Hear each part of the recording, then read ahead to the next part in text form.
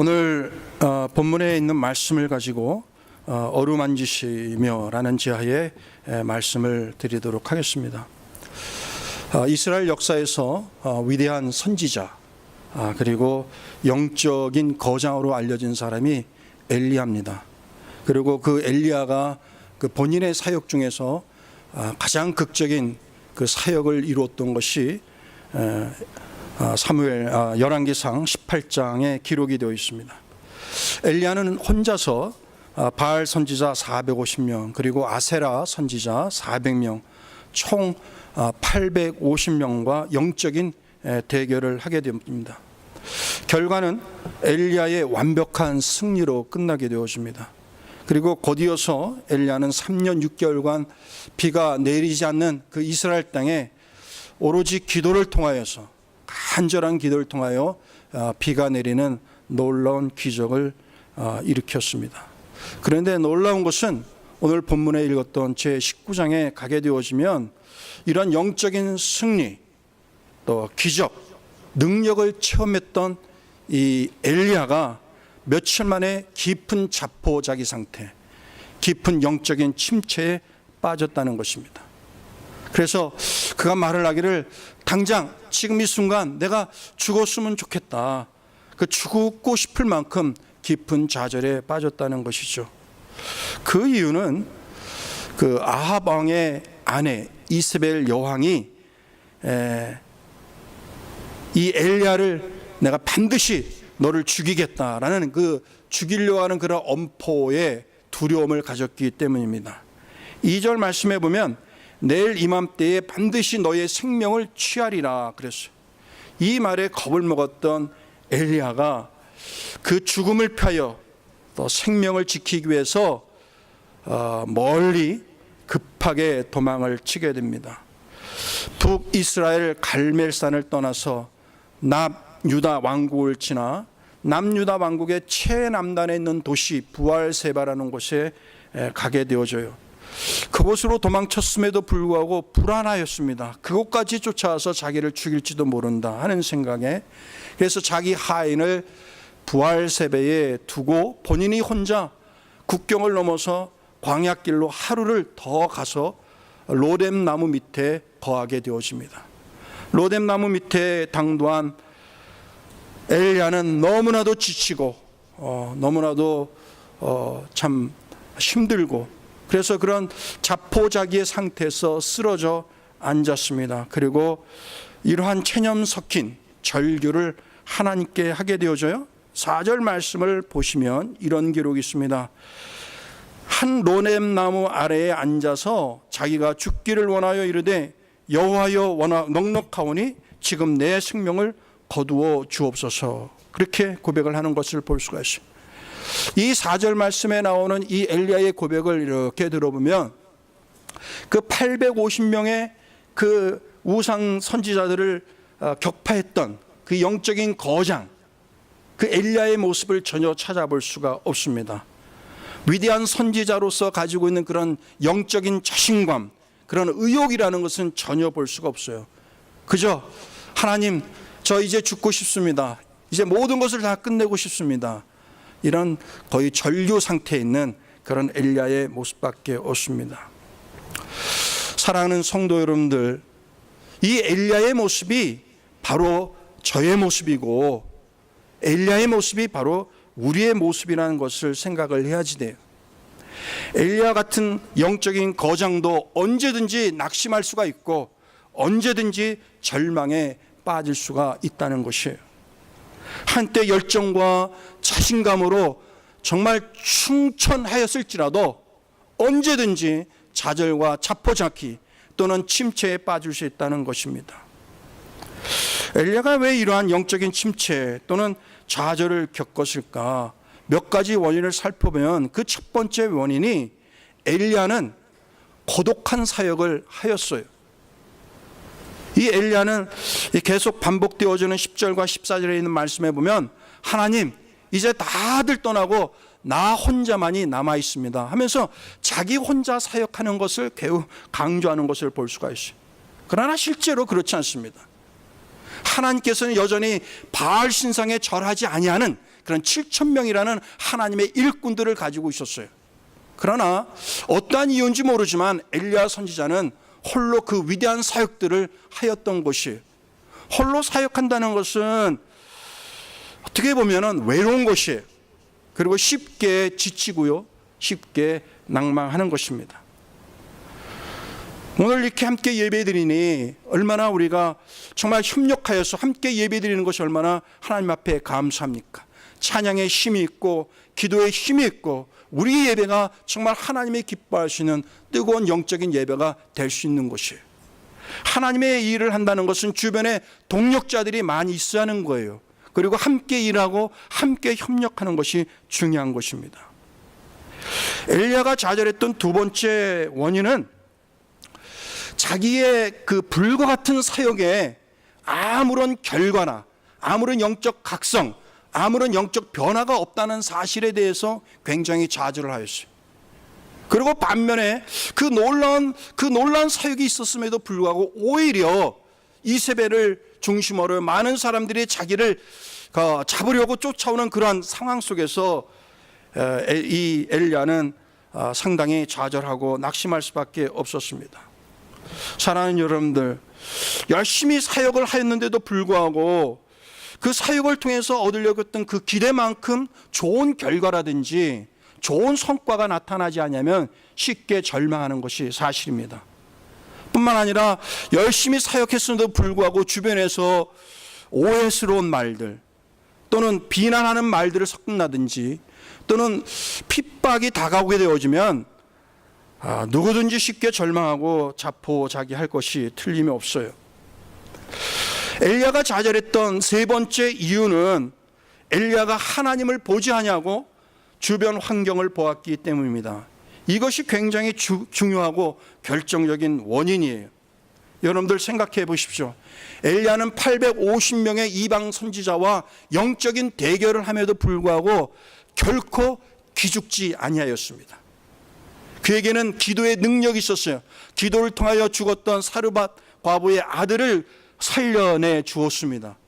기도를 통하여서 3년 6개월간 비가 내려지는 그 땅에 비가 내리도록 하였습니다.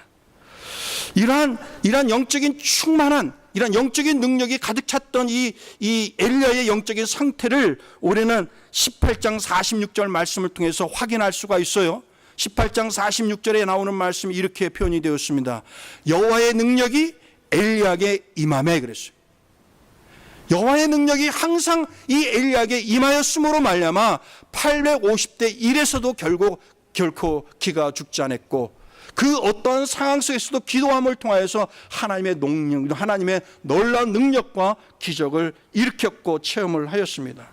그럴 때는 엘리야가 갑작스럽게 무너진 거예요. 영적으로 무너진 거예요. 좌절한 거예요. 자포자기 상태에 빠지고 말았습니다.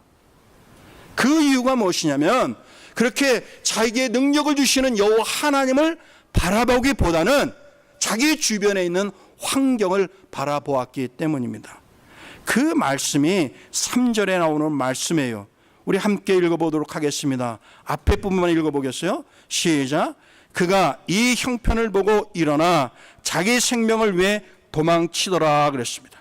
사랑하는 여러분들, 엘리야가 이 형편을 보았다 그랬어요. 이 형편이라는 것이 무엇입니까? 지금까지 자기와 함께 하셨던 능력의 하나님을 바라본 것이 아니라 지금 자기 목숨을 노리는 이세벨과 그 주변 환경을 바라보았을 때에 그는 갑작스럽게 그런 영적인 무너짐의 현상을 체험할 수밖에 없었습니다. 사랑하는 여러분들, 하나님을 바라보지 않고 주변 환경을 바라보게 되어지면 엘리야 같은 아무리 영적 거성일지라도 쉽게 무너질 수밖에 없다는 사실을 우리는 깨달을 수가 있는 것입니다.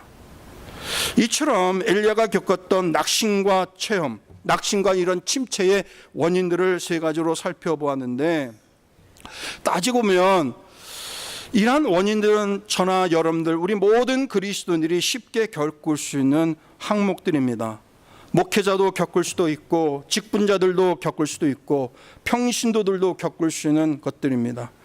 청소년들도 겪을 수 있고 청년들도 겪을 수도 있고 장년들도 겪을 수 있고 노년들도 겪을 수가 있는 것입니다.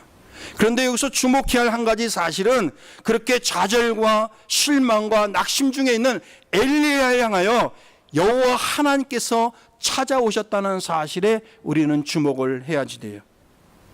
먼저 하나님은 엘리야에게 찾아오셔서 엘리야의 마음, 이 낙심하고 좌절해 있는 엘리야의 마음을 어루만져 주시는 거예요.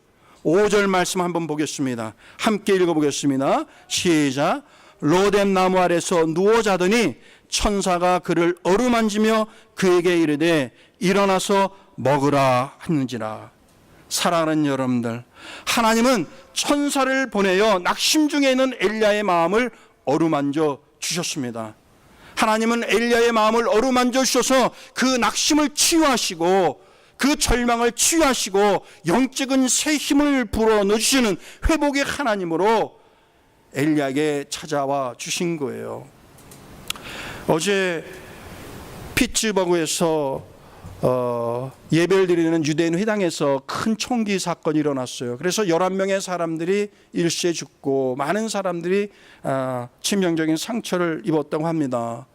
우리 주변에는 우리가 예상치 못할 많은 일들이 얼마든지 일어나고 저와 여러분들도 그러한 일들이 빈번하게 일어날 수가 있는 것이 사실이에요. 사랑하는 여러분들, 여러분들은 살아가면서 낙심거리가 있지 않습니까? 어떤 근심의 거리가 있지는 않습니까? 이 시간에 어루만져 주시는, 우리의 마음을 어루만져 주시는 여호와 하나님을 바라볼 수 있기를 바랍니다. 하나님은 우리의 마음을 어루만져 주시는 거예요. 우리 하나님은 우리를 치유하여 주시는 거예요. 우리 하나님은 낙심 중에 있는 우리를 회복시켜 주시는 여호와 하나님이라는 사실을 믿으시기를 바랍니다. 오늘 저는 이 연합예배 설교를 준비하면서 참 많이 눈물을 흘렸어요. 나를 어루만져 주시는 그 하나님을 참 여러 날 많이 묵상하다 보니까 말씀을 전해야 하는 제가 참 많은 그 영적인 감동과 눈물을 흘릴 수밖에 없었습니다. 지난날 겪었던 가난이라든지 또는 외로움 또는 사람들과의 관계에서 가졌던 그런 상처들, 또 영적인 그런 연약함들이 제 지난 과거 속에 있던 일들이 주마등처럼 지나갔어요. 그러면서 그때마다 저는 엘리야가 느꼈던 그 낙심과 절망 또는 이제 모든 것을 포기하고 싶다라는 그런 때도 참 많이 있었던 것 같아요. 그때마다 주변에 있는 많은 사람들이 저를 어루만져 줬습니다. 참 감사한 분들이죠. 그리고 특별히 하나님께서 제 마음을 어루만져 주었어요. 나를 어루만져 주시고 나를 회복시켜 주신 그 여호와 하나님을 생각하니 참 눈물이 나지 아니할 수가 없었던 거예요. 또 뿐만 아니라 우리 성도들을 생각하니까 또 눈물이 나더라고요. 우리 성도들 중에서도 이 이민자의 삶을 살아가면서 때로는 이 엘리야가 겪었던 이런 낙심과 절망 또는 모든 것을 포기하고 싶다, 그러한 상태까지 이르는 그러한 삶을 우리는 경험하며 살아가고 있고, 또 이 중에는 그러한 사람이 있을 것을 생각하니 참 목사로서 마음이 아팠어요.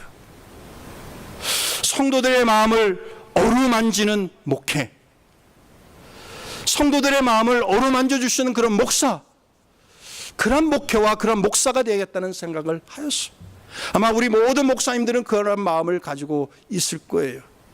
사랑하는 여러분들, 우리 하나님은요, 우리의 마음을 어루만져 주시는 하나님인 줄 믿습니다. 때로는요, 우리 목사님들이 또는 우리의 주변 사람들이 우리의 마음을 충분히 어루만져 주지 못하여서 그것이 좀 섭섭하고 좀 낙심이 될지라도 우리 여호와 하나님을 바라볼 수 있기를 바랍니다.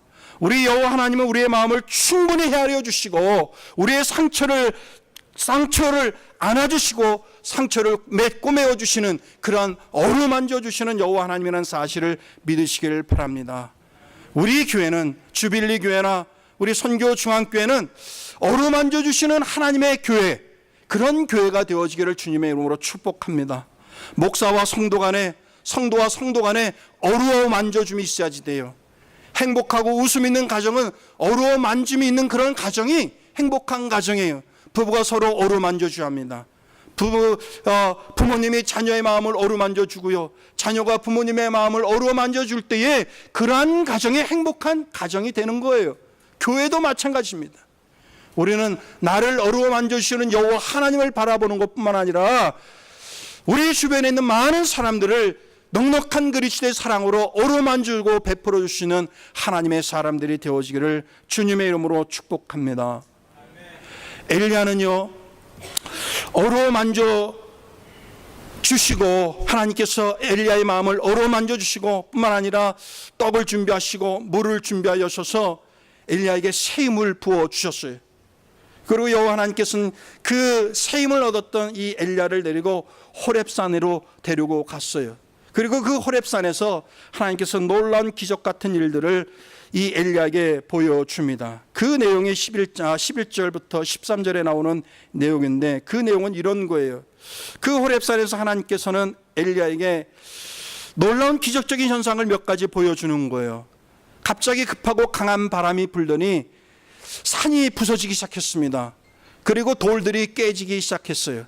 그런데 놀라운 것은 그곳에 임해야 할 하나님이 임재하지 아니하였습니다. 그 현상이 참으로 엘리야의 눈에는 기이하였어요. 그리고 갑자기 지진이 일어났습니다. 그러나 지진이 일어났지만 그곳에 하나님이 임재하지 아니하였습니다. 그리고 불이 일어났습니다. 그런데도 역시 그곳에 하나님이 임재하지 아니하였던 거예요. 그리고 이 사건 이후에 세미한 음성이 있었고, 그 세미한 음성 가운데 여호와 하나님께서 임재하였다는 사실을 성경에서 기록하고 있습니다. 사랑하는 여러분들, 이 기록은요, 우리에게 귀한 영적인 가르침을 주고 있는 것이에요. 엘리야는 평생 기적을 일으켰던 기적의 사나입니다. 평생 표적을 일으켰던 표적의 사나이에요. 그에게는 기적과 표적이 굉장히 익숙한 하나님의 선지자입니다. 그러나 이 놀라운 현상을 통해서 하나님께서는 엘리야에게 표적과 기사보다 더 중요한 것이 여호와 하나님의 말씀이라는 사실을 가르쳐 주고 있는 거예요. 하나님의 말씀이 표적과 기적보다 더 중요하고, 표적과 기적의 능력이 하나님의 말씀의 능력보다 앞설 수 없다는 사실을 엘리야에게 가르쳐 주고 있어요. 종종 우리는 주변에서 능력의 종, 또는 능력의 사자, 또는 나아가서 불의 종, 불의 사자, 그런 용어를 종종 쓰는 것을 봅니다. 기도만 하면 질병이 나아지고, 기도만 하면 손만 댔다면 막 펑펑 쓰러지고, 그런 얘기 많이 듣죠. 불 받아라, 또는 성령 받아라, 이런 얘기를 하게 되어지면 이런 것에 많은 사람들이, 이런 표적과 이사를 보기 위해서 많은 사람들이 몰려가는 것도 종종 보게 되어집니다. 사랑하는 여러분들, 그렇습니다. 우리는 하나님의 말씀을 액면 그대로 믿는 그런 하나님의 백성으로 언제든지 성령의 능력을 통하여 우리 삶 속에서 표적과 기사가 일어날 줄 믿습니다. 기도의 능력이 있습니다. 기적의 능력은 언제든지 우리에게 일어날 수가 있는 거예요. 우리 안에 기적이 일어나길 위해서 기도해야 합니다. 역사가 일어나도록 기도해야지 돼요. 그러나 동시에 표적과 기도의 능력, 표적과 기사, 기적의 능력보다 더 중요한 것이 여호와 하나님의 말씀의 능력이 더 크다는 사실을 믿으시기를 바랍니다. 우리 여호와 하나님은 이 엘리야에게 말씀의 능력이 무엇인지를 깨닫는 것뿐만 아니라 이 말씀을 통하여 우리가 어떻게 살아가야 할지 또 가르쳐 주신 분이 여호와 하나님이에요. 하나님께서는 이 세미한 음성을 통해서 지쳐 쓰러져 있는 엘리야에게 새로운 힘, 말씀의 능력을 부여잡을 수 있도록 가르쳐 주셨을 뿐만 아니라 장차 하나님의 사람으로서 무엇을 해야 할지, 어디를 가야 할지, 그에게 새로운 사명을 더하여 주는 것을 볼 수가 있어요. 앞으로 장차 이곳을 떠나서 다시 고향 땅에 가서 그곳에서 하사엘에게 아람의 왕으로 세울 것을 명하였고, 예후에게 이스라엘 왕이 되도록 하는 명을 하였고, 이어서 엘리사를 세워서 자기의 후계자로 삼을 주는 그러한 사명을 다시금 주게 되어지는 거예요.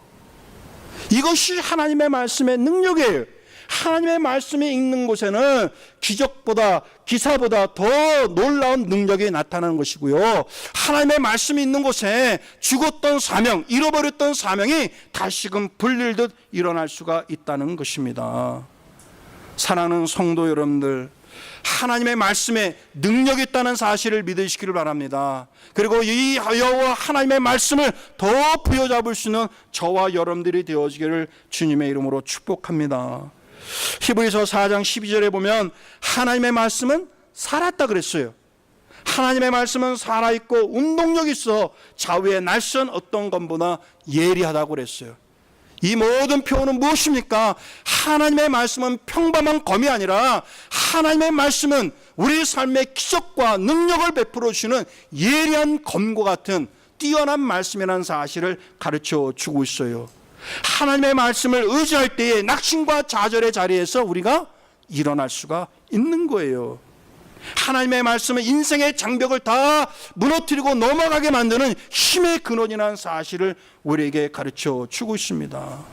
말씀을 통해 임재하시는 치유의 능력, 기적의 능력, 불의의 능력을 우리는 체험해야지 돼요. 우리에게 필요한 것은 표적과 기적이 아니라 여호와 하나님의 말씀을 더 부여잡고 이 여호와 하나님의 말씀에 집중하는 신앙이 우리에게 필요하다는 것이에요. 하나님의 말씀에 더 집중할 때 우리 영혼이 새롭게 살아나는 것뿐만 아니라 여호와 하나님의 말씀을 집중하여 바라볼 때 우리는 우리 안에 잠재되어 있는 하나님의 사명을 깨달을 수가 있는 거예요.